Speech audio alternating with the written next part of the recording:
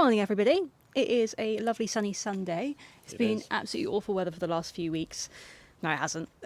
It's been awful weather for the last few days. So we're very happy the sun's back out, but everything is quite soggy. We have realised, though, that this week not a hell of a lot's happened. There's been a few roofers over and the electrician's done a few little bits, but nothing that visual. So we thought we could do a house tour of downstairs. We'll do downstairs this week and we'll do upstairs next week because, excitingly, the plumber is starting on Monday. So we're actually going to make some really good moves. Oh my God, that's tomorrow. Okay, let's do a tour. Do you want to start Let's do it. Yeah. Cool. All right. Welcome to our downstairs house tour. So, firstly, we have our hallway. Pretty self-explanatory where the stairs are. We've got these really high ceilings and we want to get as much light in here as we can. The last guy who had it here, he had like big blackout blinds on the curtains and these were all boxed in and there was just like no light in here at all. So we're trying to open it up, make it lighter, make it brighter, and just make it a really nice area to come into. So here will be a downstairs toilet and a downstairs sort of jackets and shoes and cupboard, coats, cupboard kind of thing here. Also featuring a fuse board. Coming into room one, this is a room we haven't really decided what we're going to do with. It's probably going to be like a kids' playroom kind of thing because it's like a really nice square-shaped room with lots of windows, obviously really nice high ceilings. Used to be lots of cupboards here. Maybe we'll put some back in, don't know. But yeah, this is the room we don't really know what to do with. It'll probably end up a rubbish room, as you always have in houses. Through here, which might not be clear in the other videos, I will show you where the kitchen is, which we talked through quite extensively. So through here, from the hallway, is our amazing living room. So originally, we weren't going to have this door punched through, and it was just going to be this room. But we realised that if we have this, the room next door, and then we were originally going to have a little sofa set up in the kitchen, we ended up with 3 living rooms, and they're not really... There's only 2 of us, so it's completely unnecessary. So in here, we're going to have a big burgundy sofa, is my idea. I want it to be really deep burgundy. And then, I don't think I've talked about this much on here, but I'm going to tile this fireplace. And why I say I is because it's probably going to be me that has to tile it. But I'm going to go Zallige tiles all the way up to the coving. I mean, who knows if this coving will survive? I really hope it will, because I think... As you know, I know it's not original, because something interesting about this room is that this whole bay was added on. So back in, when was it, November, December time, so quite a while ago, went to the local archives and found out that this was added on. We kind of knew it was because, I mean, you can't see it anymore, but the floor was different underneath. And then we also have these pillars. Something that my uncle, who's a builder, said as well is, we won't show you, but our neighbours, it's flat here and then it goes out into that other bay. So it's quite clear that that's the style of the road. This house, however, was the first one here, so the other ones copied us. Then the reason it changed is because this bit got bombed in the war. So a lot of people, apparently, if they got bombed, took the opportunity to extend out a little bit, and in this case they did. In the plans, which I'm sure I can put up, I don't know if I'll be able to find them, they only were going to do the ground level, I think, with this bay, but they ended up going all the way upstairs as well, which we are very grateful for. But that's why it's a little bit higgledy-piggledy in this house, because at that time as well, they decided to extend here. They bought the bit of land at the back to put the garage on, which is kind of weird. And they also opened up the hallway, which is why we have that weird little room upstairs. But I'll show you that next week, because I think we'll stick to just downstairs for this week. And then through here, which a lot of you have already seen, and thank God next week we're getting a new door put on this, because it's so dingy in here without it. But this is our kitchen and dining room. So we have this area here, just off our kitchen, which is going to be our dining area. I'm not going to call it a dining room because it's not a dining room and we're not that fancy. But it's not a massive space. If we had a normal sized, say sort of 4 to 6 person dining table here, with all the chairs on either side, as soon as you've got any sort of storage, you've basically run out of room. So we are actually going to put the dining table against the wall. So we're going to have a bench, probably not a built-in one, but one that is a really comfortable right up against the wall one here, with an extendable dining table here, so that there's plenty of room around the back to go in and out, because just behind where you are is where the utility room is, so there's going to be buckets of clothes and all that kind of stuff going in and out, so you need easy access, and it's just a good use of the space. So I wanted to take over because I'm a control freak, but also I had an idea last week, which I am really, really excited about. So I saw this picture on House and Garden on their Instagram, and it wasn't about these windows, it was about the green kitchen, which is stunning, by the way. But they had these quite long, deep windows.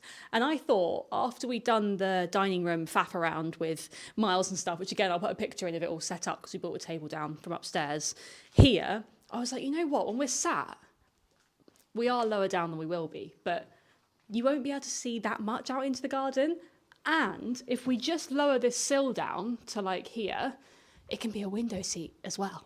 So if you want to come behind me, Milo, because I can show another bit of my thinking.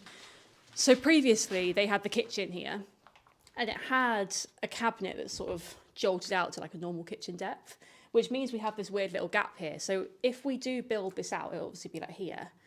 It doesn't take up very much room because we've got this weird space, and I think it's going to be really cool. So I'm really excited about that. I'm speaking to building control. The builder said it's okay. It's a bit of a rush to get it done because we are getting the windows surveyed in a couple of weeks. So I need to get the whole made and ready for them in a little bit of a rush. It's our utility room. So this was, back in the day, again, I'll show you the plans. This was the coal store, which I thought was really fun. But when we bought it, it had a pink bathroom suite in here and then a separate loo there. So we've just knocked it all out. In here, we'll have our underfloor heating manifold. And look under there. Shall I get in? If you want. I haven't done this yet. Let's see.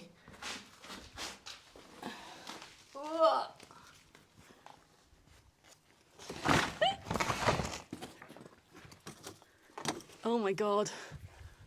It's a bit grim under here. I mean, Darren will have climbed under here as well. He's a much bigger person than me. I can see out into the hallway. Okay, right, back out again. Oh, I don't want to hit my head.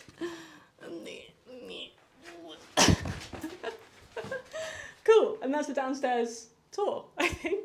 What a way to end it. Right, so we got more aggro with these windows, but I wanted to give you an update because this week we had the lovely surveyor from our window company over, and we were working out what we actually want to do here. So on their quote, they have given us dummy, what do they call them? Dummy vents, I think. So basically, when you have windows, you can have opening ones, you can have fixed ones, and you can have fake opening ones, which means that they then all look uniform, which generally I prefer.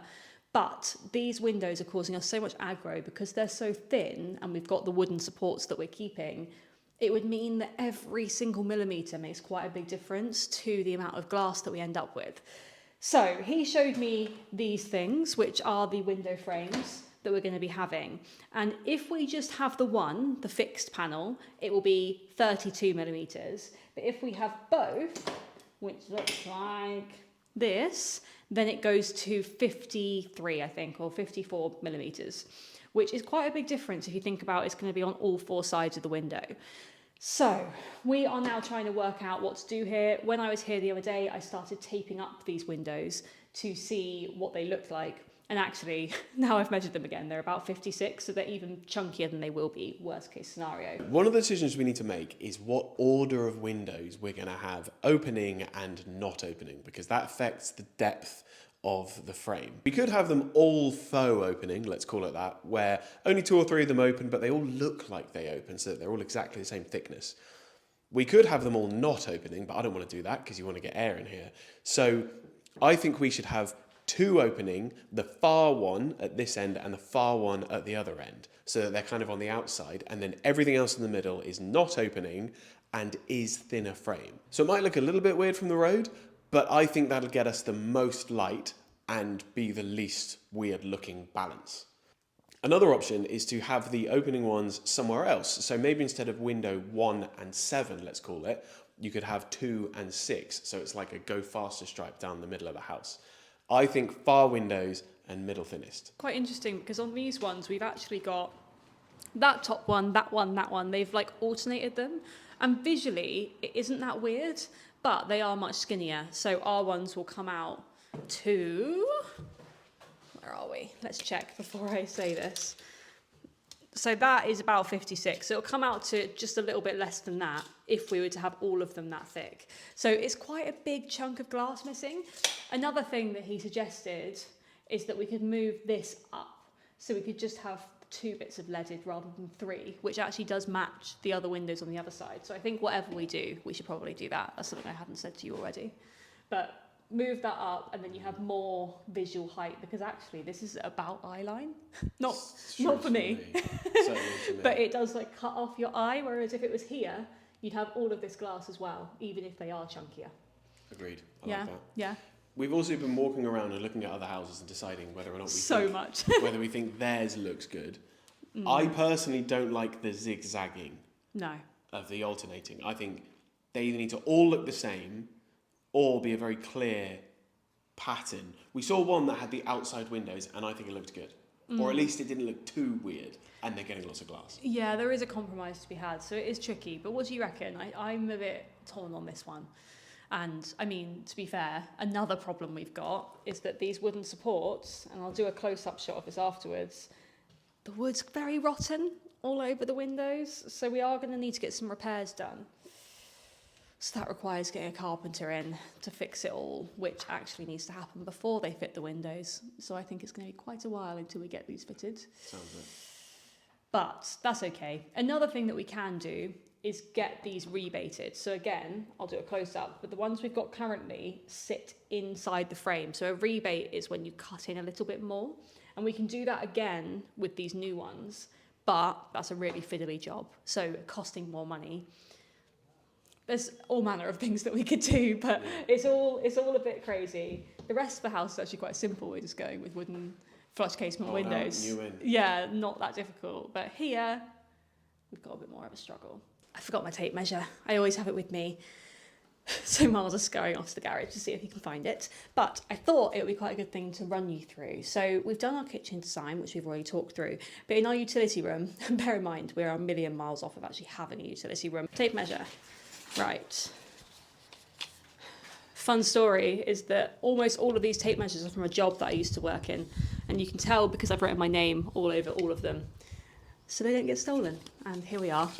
Maybe what, 5 years later? With your stolen tape measures. With my stolen tape measures. We have got a decision to make about our utility room.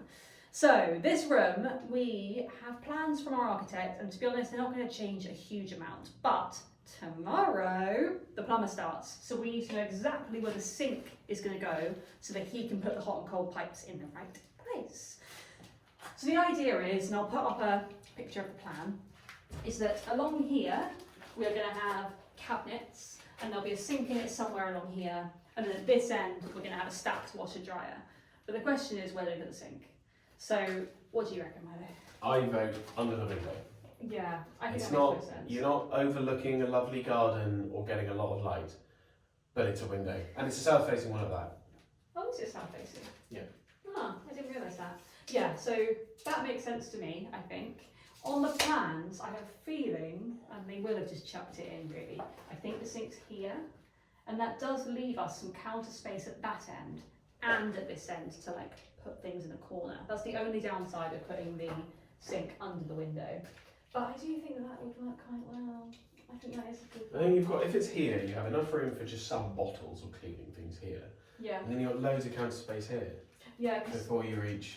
when I looked it up, and it was a sink, I'll put a picture of it in. The sink in my head, and I did want to speak to you about this, which is why we are here, is a ceramic sink. It's got one big sink, one little sink, and a draining board.